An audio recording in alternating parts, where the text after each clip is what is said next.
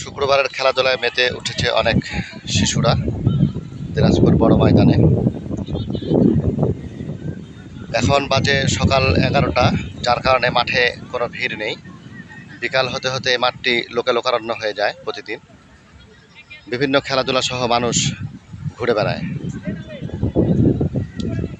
বিপরীত পাশে আমাদের দেখা যাচ্ছে দিনাজপুর জেলা প্রশাসকের কার্যালয় এবং সেই সাথে শহীদ মিনার। 21শে ফেব্রুয়ারির দিন এই শহীদ মিনারে লাখো জনতা ফুল দিয়ে আমাদের মহান ভাষা শহীদদের সম্মান জানায়।